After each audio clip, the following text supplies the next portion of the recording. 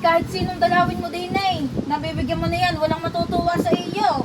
Eh kahit tata ako nandini ako hindi matutuwa sa iyo, yun ang dadalhin mo, bulaklak na yan. Kaya pinabili mo yung bulaklak. Hindi ko naman sinabing yun ang bilhin mo eh. Alam mo nandini ako?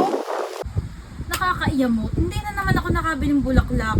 Nakakalimutan ko na naman eh. Matawagan nga si Gabo. Pag hindi na ako sa pre magagalit din. Walang Diyo. Hello, Tay.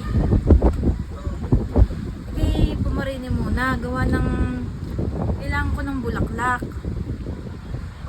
Kailangan ko 100 pesos na bulaklak. Pumarini ka. Ako'y nasa sementeryo eh. Nasa sementeryo ako. Bilan mo akong bulaklak 100 pesos. Yun lang, 100 pesos lang. Oo, pumarini ka. Wala ka namang ginagawa eh. Nasa sementeryo nga, basta 100 na, 100 pesos na bulaklak. Oo.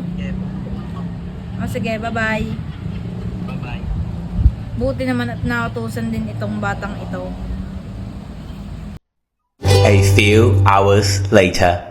Ano ang pabili? Bulaklak eh. Ito pala. Kain mo na ako eh. Kain ng gipe. Oh. Oras? Ano yan? Ito ka? Bulaklak ang pabili ko. Di yan ang pabili mo. Bulaklak nga. O, di yan ang bulaklak. O.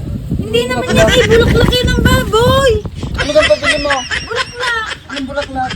Bulaklak. Yung ano din sa kay Lola. Hindi ka bulaklak ng baboy. Ano ko ito? Kaya nga ako nasa sementeryo. Wala ka naman sinabi eh. O, Hindi yung bulaklak na yan. Ngayon Sa nabili baboy ko na. yan eh, na bulaklak. Sabi may bulaklak lang. Wala ka naman sinabing basta O kaya bulaklak na. magkarito ako na rin sa iyo sa oras na ako din eh. 100 pesos ang bilhin ko. Kamahal pala na rin. O, bulaklak. Hindi, yun yun. Hindi ka nagtatanong eh. Eh, ikaw nga, hindi mo nililinaw sa akin. Sayang bili ko din eh. Kaya nga ako nandini sa sementeryo. Ayan, bibilin mo, bulaklak. Sabi mo bulaklak lang. Wala ka Ano yan, piprituhin ko din eh. Hindi, uwi sa bahay. Eh paano ba? Ako aalis na. Eh, akala ko naman ni Are eh. Kaya naman na are. Ang pabili ko yung bulaklak eh. Bulaklak nga. Bulaklak ng baboy.